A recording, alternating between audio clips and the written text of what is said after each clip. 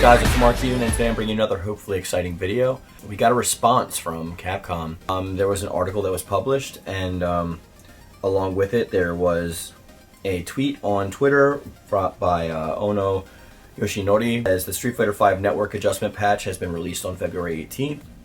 The subsequent performance analysis and investigation have been completed. Please check out the link for further details. So we're going to check out this link, and I'm going to read it to you, and we're going to discuss a little bit about it when it's finished. But this is, first of all, really good, so let's get on to it. Adjustment summary.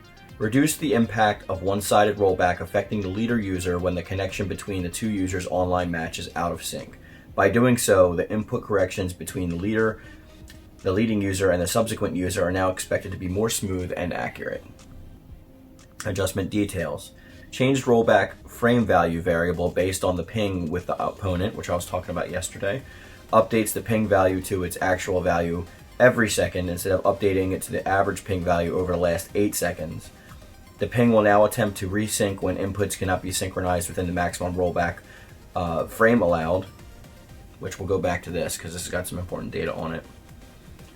What to expect. The gameplay experience of an online match depends heavily on the network environment as well as the hardware specifications between the two users. In cases where the game is played using a Wi-Fi connection or a PC that does not meet the recommended system requirements, the occurrence of frequent input resyncing attempts and frame rate drops were observed during the investigation. If you're experiencing these issues during your online matches, it may be due to you or your opponent's network environment settings. In these situations, we recommend you review your network setup. Thank you for your continued support. Alright, so let's go over a few of these things. First of all, I'm very happy that they actually reached out and did give us this. So before we get into the adjustment details, I want to touch on this last part. So they were talking about how you should check your own network data. This is mainly referring to Wi-Fi connections. You can't outsource or scroll through Wi-Fi connections on the PlayStation 4. It just allows for a tiered system between 0 bars and 5 bars. But Wi-Fi is often, it travels through the air, so you're not getting as high of a bandwidth count, and you're not getting as high as a server ping that you would actually require usually when you're getting it for like an Ethernet connection directly. So I highly recommend that if you're playing any fighting games online or any racing games or something where frame data is very important, to use an Ethernet connection directly to your router from your console, in this case being your PlayStation 4, because Wi-Fi really tends to get conjumbled and it really messes up with interlacing and stuff like that. You can also get intermittent signals, which would mess up either or side, and it's just better to have it for all parties. I know it's inconvenient sometimes. My Ethernet cable is like in a really inconvenient place for me, but you just have to find a way to manage to do it. Trust me, it's way better. You can even run your speed tests on your PlayStation after you do so and compare them to your network settings when you actually have it via Wi-Fi, and the difference is night and day. Like we're talking about 141 megabyte uploads, downloads, and then like maybe 500 to 600, depending on your network, obviously, for Ethernet. So that's very important. But let's go over these adjustment details. So they changed the rollback frame value variable based on the ping with the opponent. So like we were talking about yesterday, you're not just connecting to like an overarching internet. Like there are different like stations that it goes through. So there are multiple servers and there are multiple like towers, whatever. It's the same thing how it works with similar to cell phone data.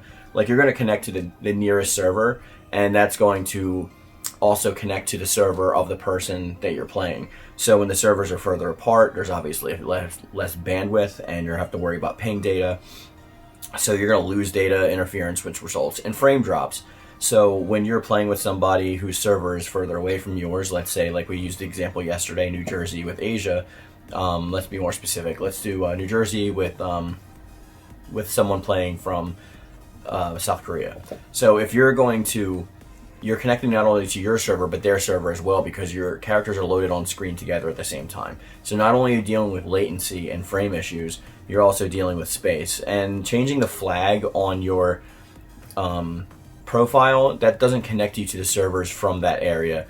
That only is like a representation of, I guess, you. So like you can, a lot of people like they'll put their birthplace if they move to another country, and that has zero effect on the servers you're connected to. You're connected to the servers which your data from your router is actually feeding to your PlayStation. So whatever's closest and whatever is set up for that specific area, that's the system that you're going to be going into.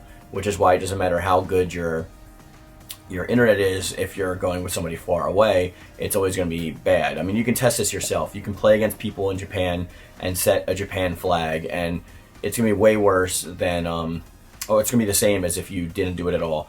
So that's not even a fix or a short-term fix, and I've seen people saying that online, and that needs to kind of go to the wayside. The second thing we have here is updates the ping value to its actual value every second instead of updating ping over the last 8 seconds. So this is a pre-rollback instead of a post-rollback. So when you're talking about the signals intercepting and pretty much communicating with each other to share data, they had the algorithm searching for the prior 8 seconds. So it's like you go online, you're going to see who had that signal at that time within 8 seconds ago, and it keeps updating every 8 seconds. And this happens throughout the fight as well, because you're constantly in connection with the servers. So every 8 seconds, if you're, let's say your signal drops from like a 5 bar to a 4 bar, let's say you're losing bandwidth because there's internet going out somewhere else in your house, or that server is down, or maintenance or whatever. If you're actually online, that's going to cause frame rate drops and latency. But if you what they're doing now is they're actually updating it every second, so it's going to provide a smoother experience. I haven't tested this too much online like I was talking about yesterday. I've only played a few matches online just to get a feel for the new netcode. And like I said, to me, I have noticed some improvements, but I've also noticed other people in other areas saying that like it's worse or just the same. Like I said, it depends on a variety of issues. It's not just Capcom's side; it's everything. And a lot of games, fighting games especially, like face this.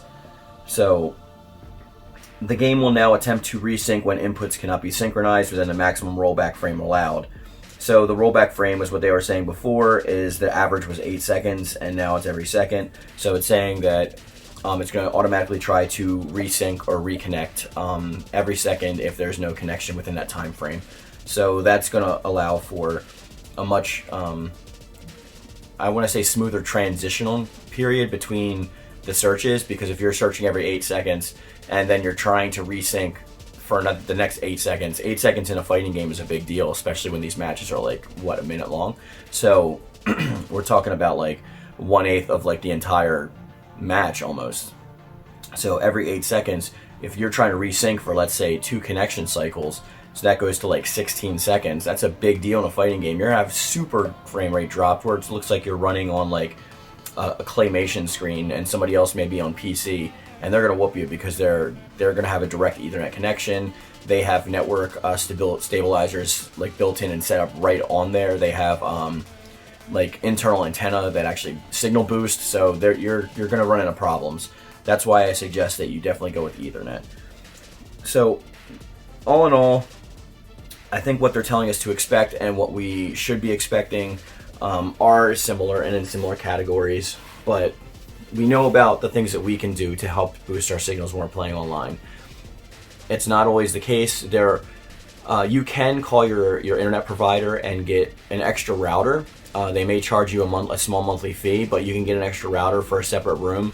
Let's say if you live at home with your parents and they use the living room as their main entertainment hub, but you are in your bedroom and you're connecting to their Wi-Fi downstairs, that's not going to be a really good signal. You should probably have your own router with your own extension from the walls set up straight up in your room or in an area closer by to where you're actually playing. Like maybe an upstairs one and a downstairs one. So whether you live at home by yourself or whether you live with your parents or someone else, these kind of communication details for who can get the best internet experience in their house is also up to you.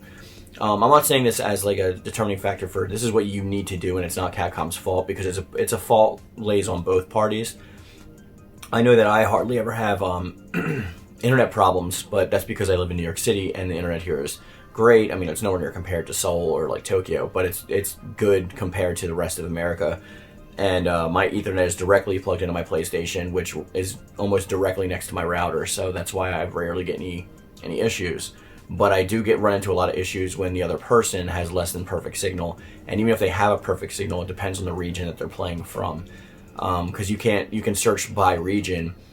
I mean, you can search by signal strength, but not necessarily by region. And like I said, the person's player flag has nothing to do with the actual region that you're connecting to. Anyway, guys, I hope this video was a little bit informational, and I hope I explained what these data notes are, and I'm happy that they actually did release the patch notes, because I was a little upset yesterday when I did the patch review and there were no notes for it. It was just like a short, yeah, we changed this and that's it. But with that being said, guys, we're going to bring this video to a close. Let me know in the comment section down below what you think about the network. Have you used the netcode lately? Have you tried to test it or play with it at all? Any and all thoughts, just drop them in the comment section down below. Like, we appreciate it. As always, guys, subscribe for more content. I do videos Monday through Friday, every day at 1 p.m. And with that being said, I'll see you next time.